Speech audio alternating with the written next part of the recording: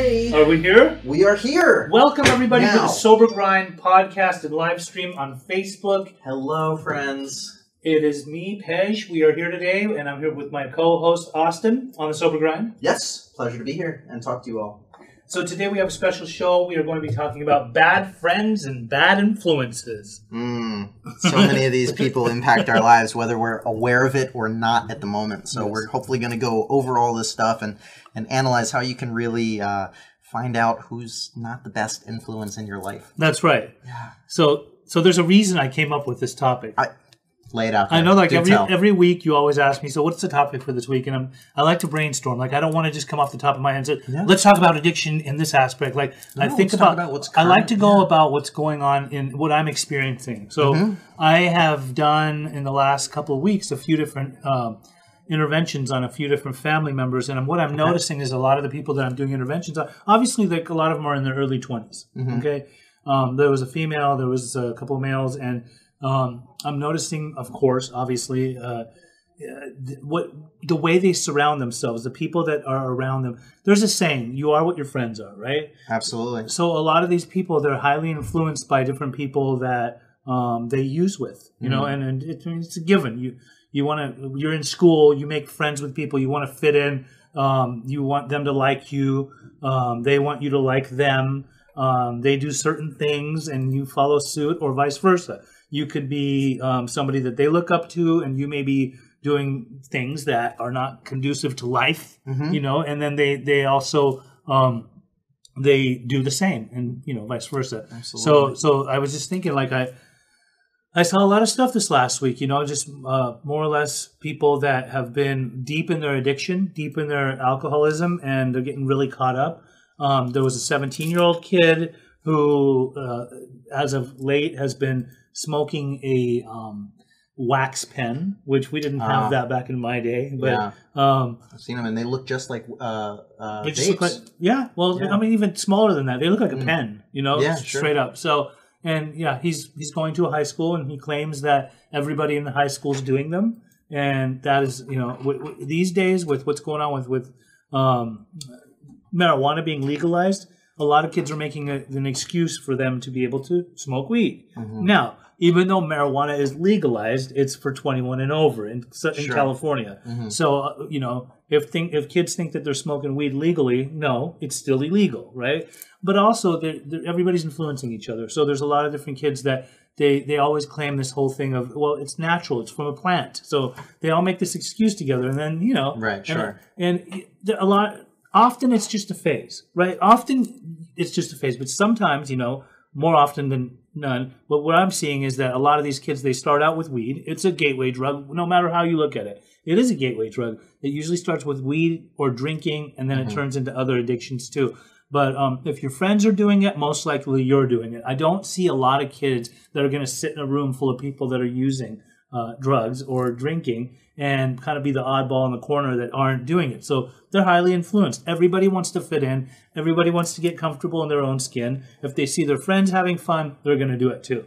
Yeah, absolutely. Just in the most case, I've had a few friends back in high school that were self-proclaimed straight edge. I don't know if you've heard that term, but basically it means no drugs, no alcohol, and very limited amount of sex as well. Right. So when you're hanging out with a group, they're very strong to their core beliefs. Right. But that's the only influence, or that's the only time I've really seen someone be okay in a surrounding where other people are drinking or under the influence. That they're like, no. Right. Well, it's interesting that you say that. Is that where you grew up? You're talking about? Yeah. Where'd you grow up? New Jersey. Oh, really? I thought you were from Philadelphia. No. Oh, okay. Well, born in Pennsylvania. Not Philly, Lancaster. So with the Amish. Yeah. Most of my adolescence, teenage, high school years, early college was New Jersey, though. Right. So I grew up in Salt Lake City, Utah. Okay.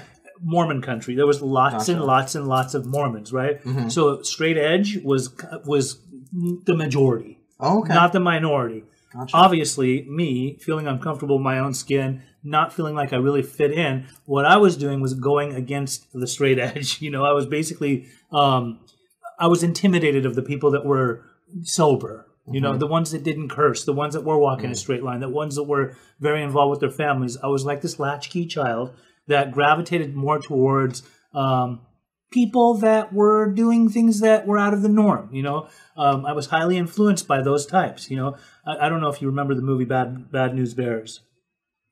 Yeah, baseball movie. A baseball movie. Yeah. So there was probably a newer version that you saw down the line. I've seen both. Okay, you've seen the old school one. Yeah. Burt Reynolds, right? Yes. Yeah. So Kelly, that was in Bad News Bears, that's the type of guy I would hang out with. Okay. He was a kind of like a tough guy. Nobody messed with him, and he had his fun. And I would have hung out with a guy like Kelly. I used to have a bunch of different Kellys that I surrounded myself with, and there was just a few people. They would they'd go places, like they'd go hide out behind the school or hide out behind the church just to go smoke weed or smoke cigarettes. Do things that weren't allowed, that nobody was agreeing with, but they would just do it. And so I would go, and I was highly influenced by these people. I looked up to them. For some reason, like, they took me under their wing. They showed me this so-called love that I truly thought was like something that I was appealing. It was appealing to me, right? So I just remember as a youngster, a teenager, like, this was what I started to gravitate towards. Why is that? That's because in my household, there was a lot of turmoil.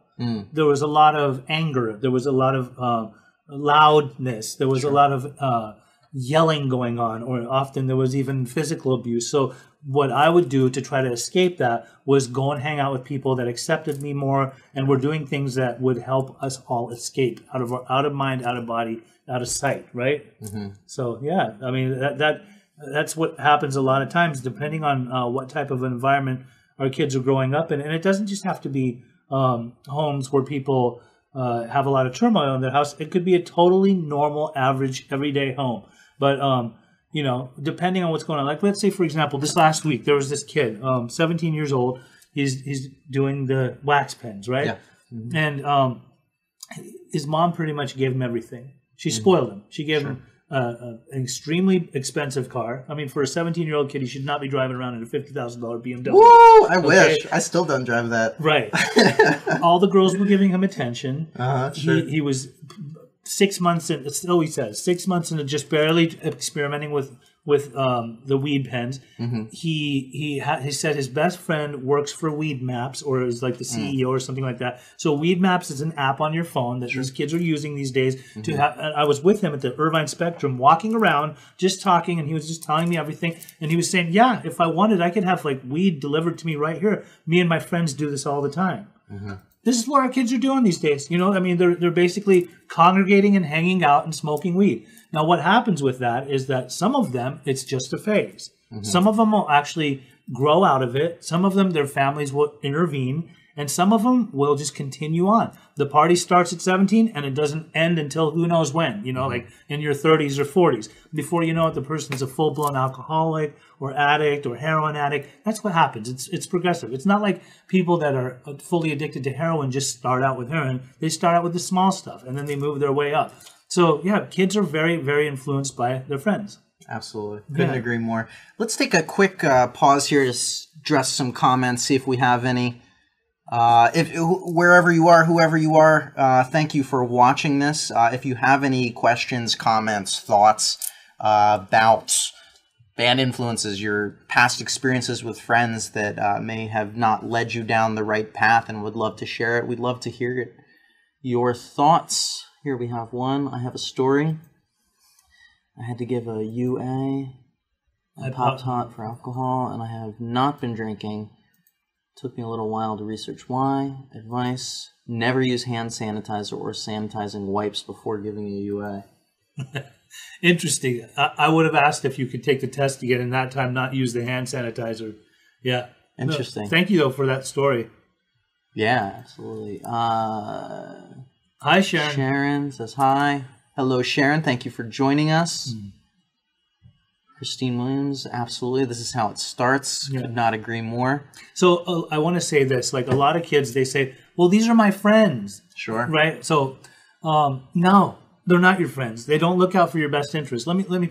Well, yeah, let's dive into how you can kind of address that mindset and switch into, they're your friends, but how do you recognize in the moment when you're 16, 17, however old, that they're not that's you know. So that same 17-year-old that I've been kind of trying to work with. So the thing about him is that obviously, he's still wet behind the ears. He hasn't even tasted life yet. He's one of those kids that thinks he's got it all figured out. He's been totally spoiled. He thinks he thinks he's got it going on. He's absolutely insistent and positively sure that no matter what, when I turn 18, I'm going to continue to do this. As a matter of fact, I'm still going to continue to do this now, whether you like it or not. You can take away my phone. You can take away my car. Basically, we've taken everything away from him to kind of make him desperate to the point where he reaches out for help. But he's like, I'm absolutely positive that when I'm done, I'm going to go and live my own life.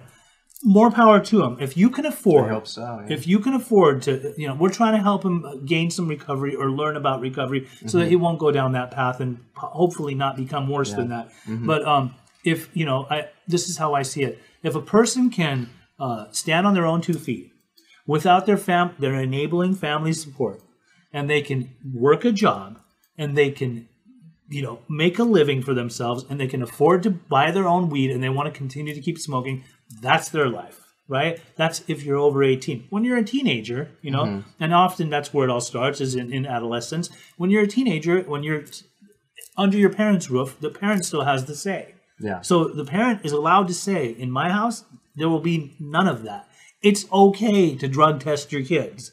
Okay? I mean, look, the lady's just talking about going and getting drug tested right now, wherever she popped positive for. My mom used to drug test us. Why do jobs drug test people? Because they want to make sure that people are in their right mind if they're working in their places, right? So, and even so, kids that think that this is my thing with that kid. I'm always trying to make it apparent to him. It's like, that stuff is played out regardless. Like getting high or getting loaded, as cool as it sounds and all that, it's played out. Like at this point in your life, like if you're about to go to college soon, right? Yeah. And we already know what happens in a lot of these like frat houses. Everybody goes and all of the using and drinking expands. Some kids get on Ritalin and Adderall so that they can focus and counterbalance. To pay attention in class and do well on their assignments. Some kids just become full-on alcoholics, like raging alcoholics. Some kids smoke weed and then they start doing other stuff too, regardless of the fact it's party town, right? So a lot of times I think what I try to tell the kids is rise above.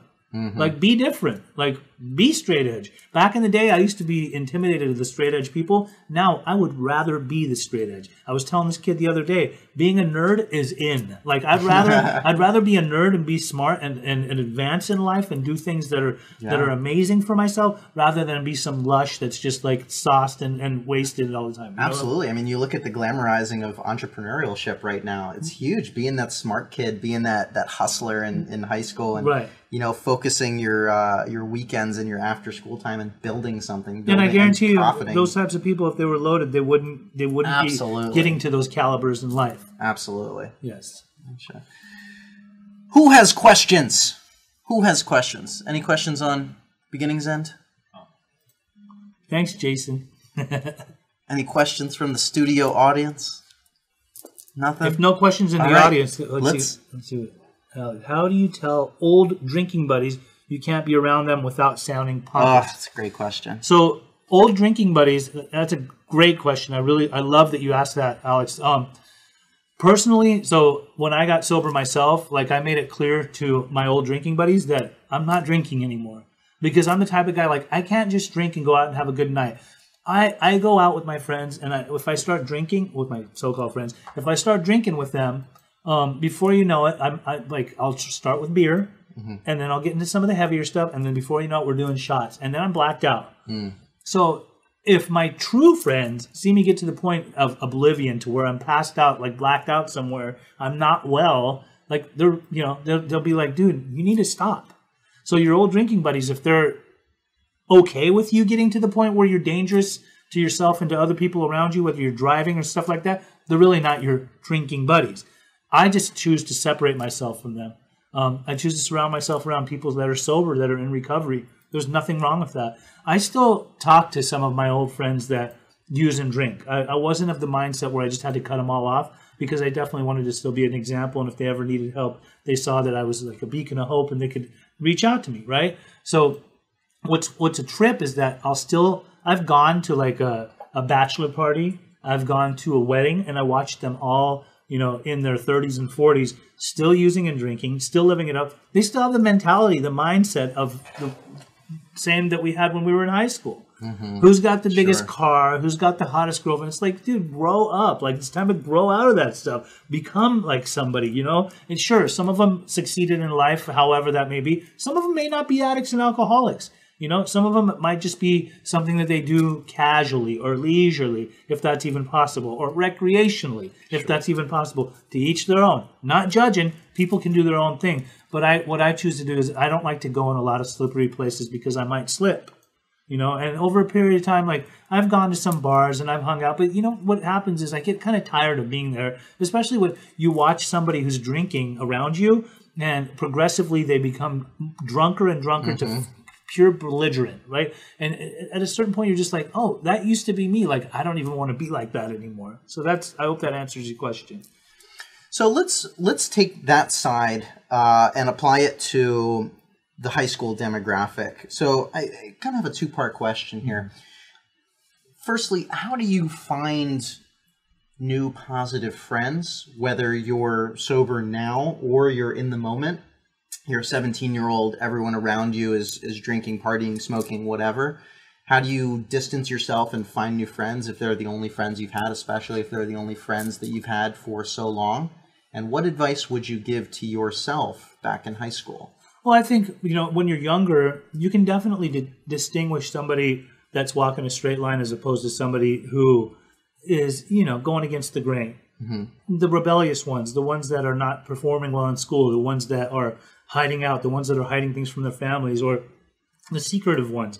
If you're hanging out with those people, you are what your friends are. You're probably going to be doing the same thing if you're not already doing it. But you can also see the ones that are succeeding and the ones that are, you know, doing well, the ones that are in touch with their family members, the ones that go and are involved in family activities or have good friends and they go out and do good things, you know. It can start in Boy Scouts. If you see people that are active in Boy Scouts or people that are active in sports and that's kind of like what they really are focused on and trying to advance themselves, you know, in an athletic fashion, those are people to look up to, right? Yeah. I mean, you probably go farther hanging out with somebody that's like a star football player or an amazing swimmer as opposed to some guy that keeps on wanting to go and hide out behind the school to go to that part of the parking lot where some people like to go and congregate and smoke and drink and do whatever they do, right? You'll probably succeed more as opposed to when you're older. Like, let's say like you're in treatment. You go to treatment. So here's the thing about treatment. Again, this still pertains, you know, surrounding yourself around people that are solid. What I often see is people that are in recovery surround themselves with people where they form unhealthy alliances. So it's basically the blind leading the blind.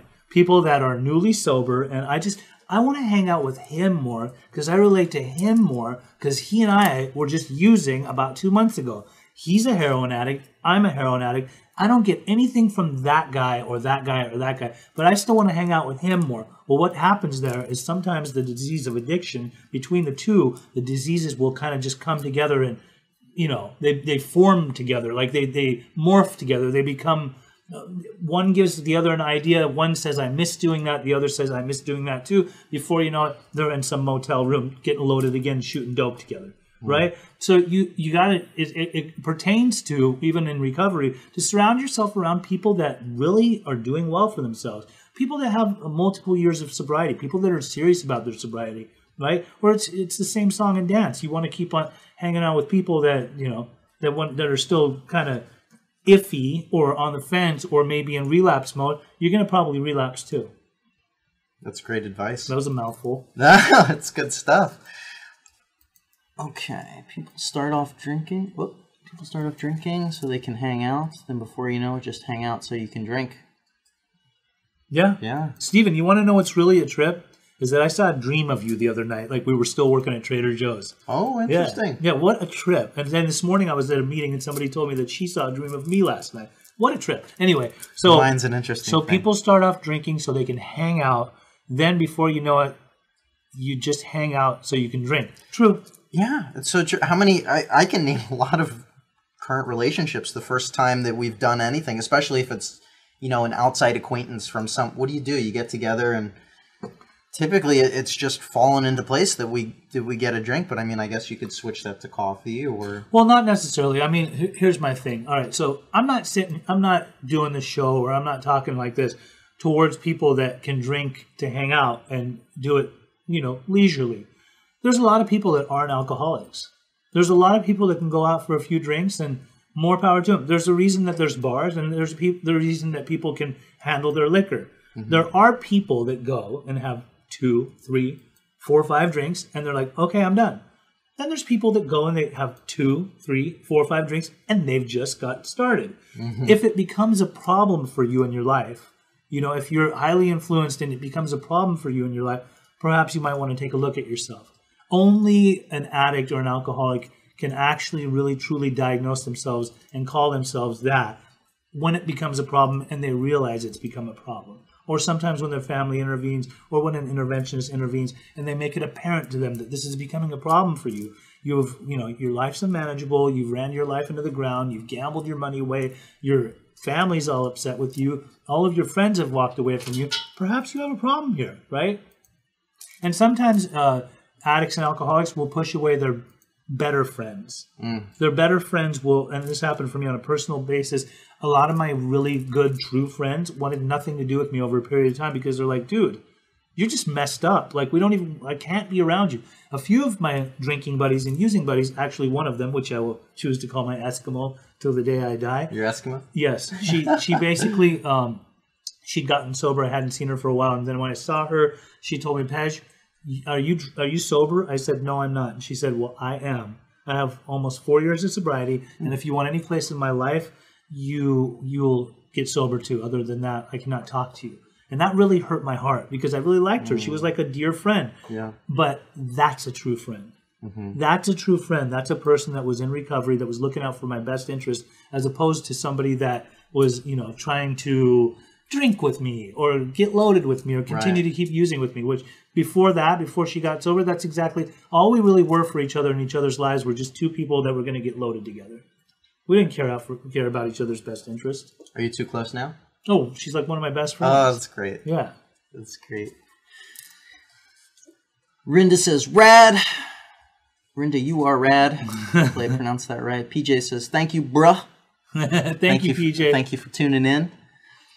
Lori says, same with drugs. Doing drugs to have fun. Next thing you know, you can't even have fun or function without the drugs. Right. So true. It's that slippery slope. Yeah, they're addicted for a reason. Yeah. Any final questions out there? Comments? Thoughts? Anything you'd like to ask us? PJ's been sober for 18 months. Good job, PJ. Congratulations. Awesome. That's amazing. That. Yeah. I do want to say, let me interject real quick and just lay it out there. So we've got a Facebook page called Ask an Addiction Specialist. You guys, I think it's down there in the little bar, but you can also type it inside of your little bar up top. Just type in Ask an Addiction Specialist. It's a page where we have people that come and ask questions, whether they have a loved one that's suffering or they themselves are suffering and they need questions answered. You can come and ask. We have professionals that will reply to you in a timely manner, and people that are in recovery that will give you their outlook on how to go about certain things. You can ask anything in there, and we'd be glad to be to help you. Also, the Sober Grind podcast. Please check that out. Yeah, that's why we do this. We would like for you to, week. if you like the show, we'd like if you would subscribe to it, both on iTunes or what is it, Google? Yeah, it's on iTunes. It's on Google Play. Soon maybe on Spotify. It could be. I'm trying to get it on Spotify. Okay. Pretty much. It's on YouTube. It's on YouTube. We do the video. Anywhere that you listen to podcasts, it should be on there. If it's not, let me know. Let Pej know. And we'll make sure that it gets on there. Right, and every week it should be everywhere. Every week on it, we have a testimonial from a friend that's in recovery. Last week was Laura Reeves. Awesome. Yeah, it was incredible talking to her. She was talking about her demons and as well as her eating disorder and things like that. She's really big in that community. Check that out, and also ask questions. Like, come and write a review. Tell us about what we're doing right and what you would like us to be doing. And if you would like to be on that podcast, you let us know. We'd love to have you on for anywhere from a 3 to 5 to 6 or 7 minute testimonial. Tell us your story. If you're in recovery and you've been for a while and you'd like to put it out there, you don't even have to use your own name. You can go anonymous. It's up to you. You can use a fake name. It's up to you. Yeah. Couldn't have said it better myself. Thank you all so much again for always tuning in week after week, listening to what we are trying to put out there, spread hope, spread positivity, and expertise. Until next time. Are we over and out? I think we're over and Over out. and out. Thank you, guys. Thank you all. Talk to you soon.